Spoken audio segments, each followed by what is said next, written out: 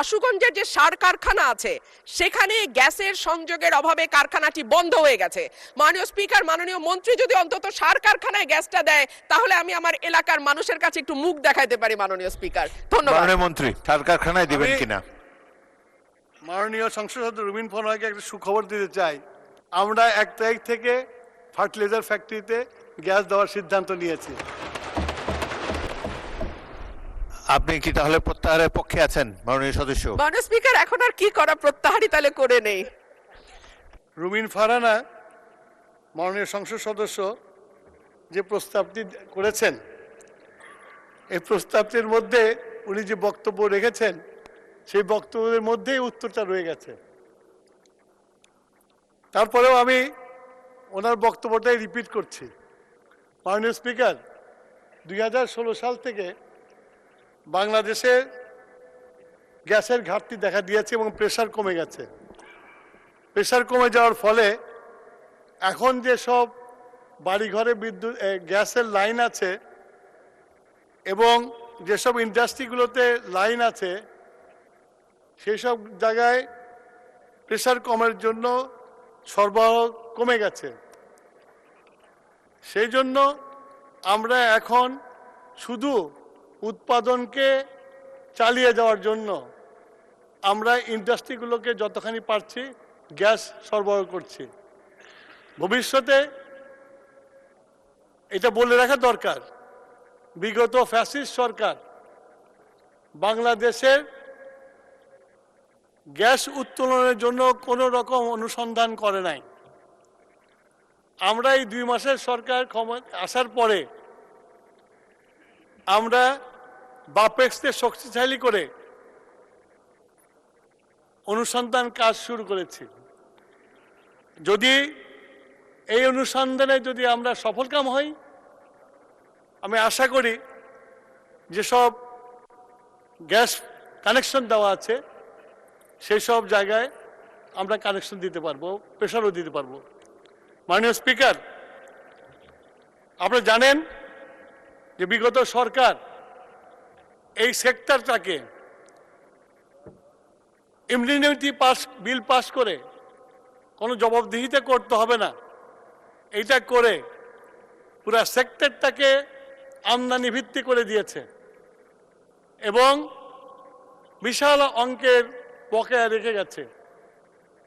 এর মাঝেই আমরা এখন সিদ্ধান্ত নিয়েছি আমাদের দেশীয় গ্যাস ফিল্ডগুলোতে অনুসন্ধান করে এবং আমাদের দেশীয় গ্যাস ফিল্ড যেগুলো পরিত্যক্ত হয়ে গেছে তার মধ্যে যে লেফটওভার গ্যাস আছে সেগুলোকে উত্তোলন করে আমাদের ডোমেস্টিক চাহিদা মেটানো চেষ্টা করব।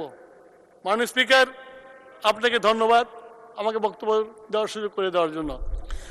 মাননীয় সদস্য রুমিন ফারহানা, আপনার সিদ্ধান্ত প্রস্তাব সম্পর্কে মাননীয় মন্ত্রী যে বিবৃতি দিলেন তার প্রেক্ষিতে আপনি ইচ্ছা করলে প্রস্তাবটি প্রত্যাহার করতে পারেন। মাননীয় স্পিকার, আমি মাননীয় জ্বালানি মন্ত্রীর বক্তব্য মনোযোগ দিয়েই শুনলাম। উনি সঠিক বলেছেন মাননীয় স্পিকার, গত 15 বছরে আসলে কোনো রকম জ্বালানির অনুসন্ধান হয় নাই, বাপেক্সকে শক্তিশালী করাও হয়নি।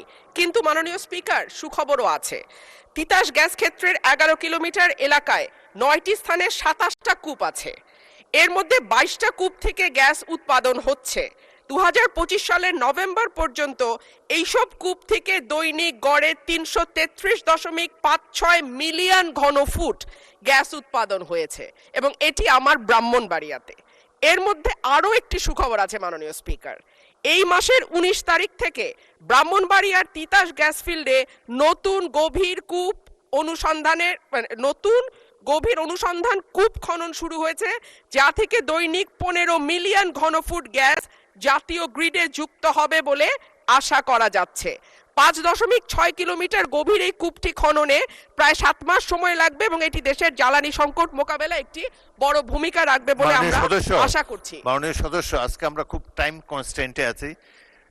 মাননীয় স্পিকার, আপনি মন্ত্রী তো বলেছেন যে উনি চেষ্টা করবেন আরো গ্যাসের রিজার্ভ আরো বাড়াবেন এবং যদি আরো বাড়ে তাহলে সফল হলেই আপনার ওখানে। মাননীয় স্পিকার, একটা কথা তাহলে একটু মন্ত্রী মহোদয়কে আমি স্মরণ করিয়ে দেই, আমি একটি প্রশ্নের মাধ্যমে যখন গ্যাসের কথা তুলেছিলাম আমাদের মাননীয় জ্বালানি মন্ত্রী আমাকে আশ্বস্ত করেছিলেন যে ঠিক আছে, আপাতত যদি হাউস হোল্ডে আমরা নাও দিতে পারি, আমাদের আশুগঞ্জের যে সার কারখানা আছে সেখানে গ্যাসের সংযোগের অভাবে কারখানাটি বন্ধ হয়ে গেছে। মাননীয় স্পিকার, মাননীয় মন্ত্রী যদি অন্তত সার কারখানায় গ্যাসটা দেয় তাহলে আমি আমার এলাকার মানুষের কাছে একটু মুখ দেখাইতে পারি। মাননীয় স্পিকার, ধন্যবাদ। মাননীয় মন্ত্রী, সার কারখানায় দিবেন কিনা?